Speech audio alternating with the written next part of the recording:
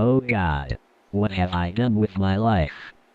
I am stuck here in some godforsaken psycho ward all because I was tricked into watching this really brain-dead anime called the Super Milkshake Show. This really demented piece of dog crap is brought to you courtesy of ADV Films and Studio Pirate. Who are those guys, you ask? Only the guys behind such classics like Yu Yu Hakusho. The Super Milkshake Show is about a foul-mouthed baby girl who happens to be a superhero. However, she lacks of any superpowers and more than often causes more problems than she tends to solve. And that's pretty much it. Would you expect something like this to have any actual substance? I thought not. And this really sucks. This anime is so bad, its stupidity has rubbed off onto me to the point I have turned into a freaking vegetable. Now I have no choice but to continue this review sounding like Stephen Hawking or a male version of GLaDOS from Portal. So sit down and take a load off. If I have to sit and watch this god-awful piece of crap for 6 hours, the least you can do is listen to 20 minutes of my text-to-speech ranting. And maybe, when we are finished, I will buy you all some cake. So our story begins in some godforsaken futuristic city that looks like a cross between the Jetsons and Dr. Seuss. It is here we meet our hero Milkshake, doing absolutely freaking nothing. So apparently, her robot assistant Tetsuko was given the newspaper to read instead of some stupid tabloid magazine. A Shinjuku businessman was teased for his transvestism and set fire to a coworker's house? Okay. I got to admit that was actually pretty funny. Too bad the rest of it is as boring as hell. You're telling me you own stocks? You dumbass! Okay. How many times is she going to say the line "you dumbass" in the show? Let's play game. Let's count how many times she says this in episode 1 alone. And to start, she has already said it 3 times in the course of 2 minutes. Ready. Go. So she gets a phone call from the president who apparently lives in New York.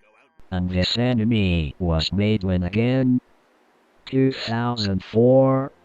I hate to make a joke on a certain sensitive topic, but are these guys really that ignorant to ignore a certain dark period in American history that really should not be taken light of? I don't know if I'd call myself a technician. I'm too modest. But it's true that my exquisitely light touch makes all the wonderful big busted ladies I go out with go, "Oh, you're so wonderful! I'm paralyzed. I think I'll die without you." And them screaming like that makes me happy, but I get tired too. 1, You know what I 2, mean? The ladies all call me 3, GQ. 4, What? What does it stand for? 6. I can't say it. Not out loud. Understand? Eh? Are you confused yet? Better get used to it because this builds the standard for the rest of the show. Feel free to shoot yourself in the head at any time. So she gets a mission from the president to go hunt down and arrest a criminal who has been making counterfeit money. Why would you trust a job like this to a slobbering 2-year-old? Don't you think this is more of a task for the Secret Service? Ah, what the hell? Video essay, Butter Sautéed Mushrooms by Akiko Maitaike. How should I spend my afternoon when I wake up late? Should I listen to music and do nothing? Or should I put my efforts into making my specialty cream stew? If I simmer it as I think of you, the room will be filled with the fragrance of happiness. How should I spend my afternoon when I wake up late? Oh, someone's here. Could it be the Duskin Exchange? Oh no, I'd better hurry and put on my woman's wig. My God, that was entirely pointless. All this is about is reading a poem while looking at some stupid cat. It has nothing to do with the plot, so why the hell is it there? To waste our f***ing time, that is what. So we go back to the story where Milk and Tetsuko go to see the show's version of Q from James Bond, a creepy old technician named Dr. Eyepatch. He then gives her a robot dog that should be able to sniff out the culprit and ultimately catch the counterfeiter. And another thing, this counterfeiter really is not doing a very good job. The purpose of counterfeit money is to make it look exactly like the real thing so businesses would mistake the fake money for the real thing. What this guy is doing is like putting Vera Kabuma's face on a dollar bill and passing it off as real money. No one is going to fall for that unless they are a real idiot. So apparently the counterfeit bills are being traced to restaurants selling Belgian waffles. But rather than investigate the local IHOP, Milk-chan decides to construct her own Belgian waffle stand in order to lure in the counterfeiter. Belgian waffles really? Never mind, you can try to use that fake money to try scam off something useful like a 80-inch plasma TV or a Mercedes-Benz. But Over 9,000! pounds of breakfast pastry is more than worth it. I'm gonna eat. With this money, I'm gonna eat tons of Belgian waffles! Oh my god. This is the smell of Belgian waffles! Ah! Give me all the Belgian waffles I can get with this money! Whoever made this anime should lay off the methamphetamines.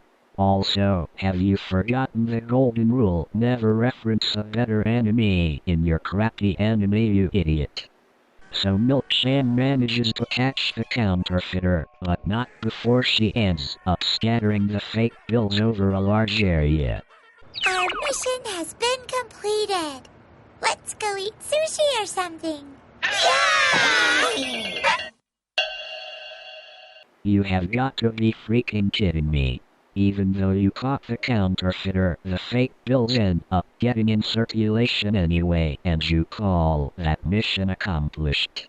Oh god, this show is so stupid, I might as well move on to the show's characters. Milk-chan is a 2-year-old baby girl with a bad temper and a really foul mouth. She spends most of her time living inside a giant baby bottle and trying to evade paying her landlord. Although she works officially for the president, she chooses on her own whether or not she wants to follow his orders. She is constantly seen belittling others and constantly tormenting a family events as well as her robot sidekick, Tetsuko. Tetsuko is an obsolete and overly femmy robot, created by Dr. Eyepatch to serve as Milk-chan's assistant. Among all the other idiot characters in the show, Tetsuko is the only character with any sense of reason, though most of these idiots want nothing to do with her. And I can see why.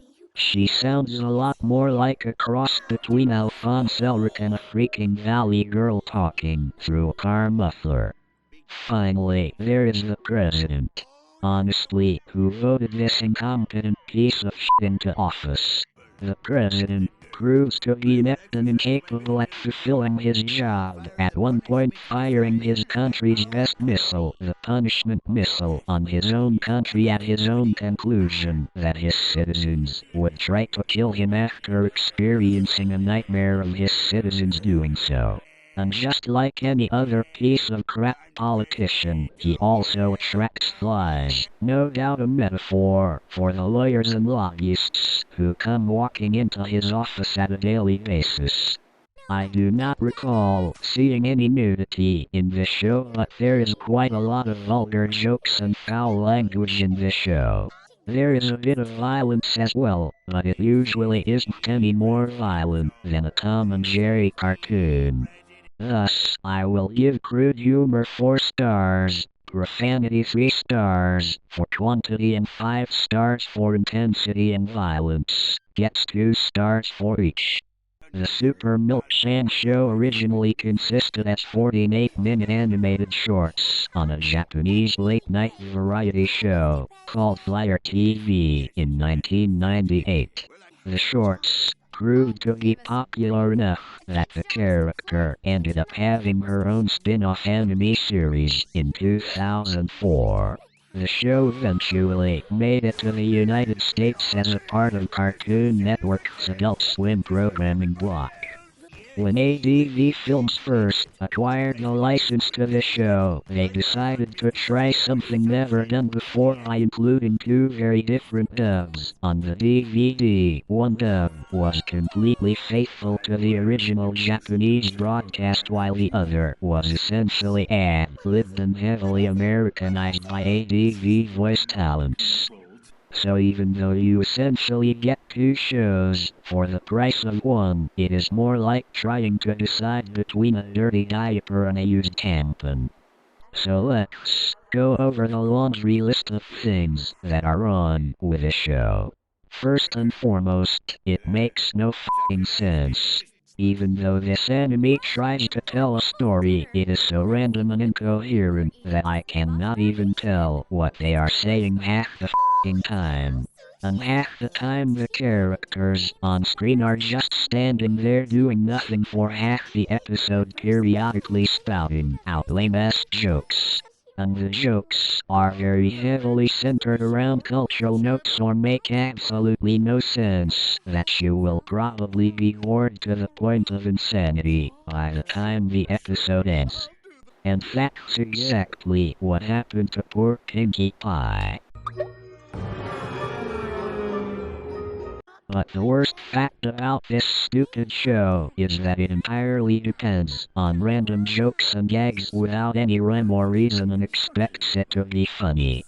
Don't get me wrong, shows that use random humor can work. Take for example, something like Aqua Teen Hunger Force or Family Guy. Those shows are very well written, and even though they can get repetitive, or even outright bizarre, they can still be extremely funny at times. However, this damn thing doesn't even try. It just spins its wheels for an entire episode throughout the show's entirety, so, to put it bluntly, the show literally tries to take material from an 8-minute serial and tries to extend it into a full 30-minute TV episode, so naturally, there would be a ton of unnecessary filler shoved in to balance out the time. And that is what effectively kills the show. Referring back to Aqua Teen Hunger Force, that show uses the exact same type of humor that the Super Milk-Shan show utilizes. Although Aqua Teen Hunger Force knows when to freaking quit by strictly running at a 10-minute per episode time frame to avoid become long and drawn out. Ironically, that very same problem would end up being disastrous for the Aqua Teen Hunger Force movie. So, if you even managed to watch one episode of this tripe, you might as well say you watched the whole damn thing, since the show literally goes nowhere and the jokes tend to be confusing or pointless rather than funny. There is no story, no plot, and practically zero effort made by the show's producers. And that is why I give story a 1 out of 5. Then there is the soundtrack. Wait a minute, what soundtrack? If you count this, and this, and maybe the music playing in the background of those bizarre and pointless poems that are read in the middle of the show, there is no f***ing soundtrack. It's just the main characters going about rambling in pointless conversations. Once in a while something happens, but that is pretty much it. Oh, and the voice acting. Dear God, the voice acting. Even though this anime is filled with an all-star voice talent, the characters' voices most often end up being loud and obnoxious and or very amateurish. Hell, the voice acting in this show is so terrible it is almost as if it was done on purpose. If that were the case, then why not just hire that bum across the street rather than spend thousands of dollars on wasting the reputations of some very prominent anime voice actors? Hell, everything else about this show was made dirt cheap with little effort, so why not the voice talents? Thus, I will give soundtrack a 1 out of 5. The animation, although very colorful, looks very childish.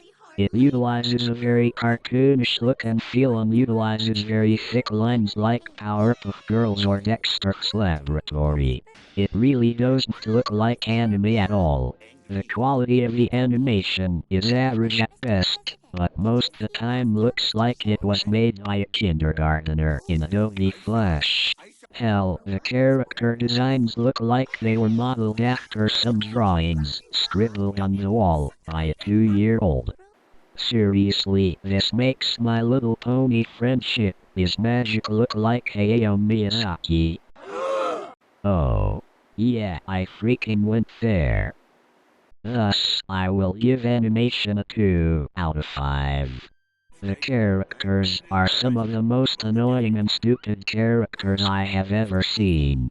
Once again, all they ever do is stand around and partake in boring and pointless conversations with each other throughout the whole damn show.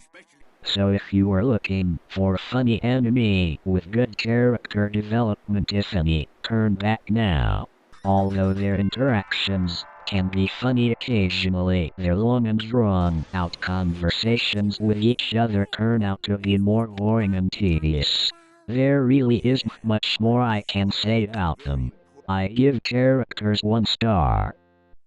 I can't remember.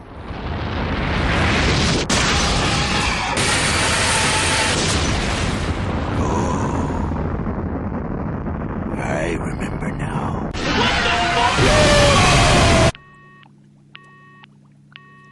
He hung up. In my honest opinion, the Super Milk Shan show is boring and a total waste of time. It can be funny on occasion, but most of the time it just feels long and drawn out in order to fit a full 30-minute TV episode. If the show would have stuck with its original 8 minutes per episode format, the show could have worked. But instead, we get a long and drawn-out series that is seldom funny and practically goes nowhere. If you enjoy shows with non-sequitur or surrealist humor, you may enjoy this. But still, I highly suggest you view this on Crunchyroll or on YouTube before you go out and decide to spend your hard-earned money on a DVD set. So that is why I give the Super Milk Shan show 1 star, for interest and an overall rating of 2 out of 10. But I am sure you are sick and tired of hearing me sound like a freaking computer. This is the American Anime Otaku signing out.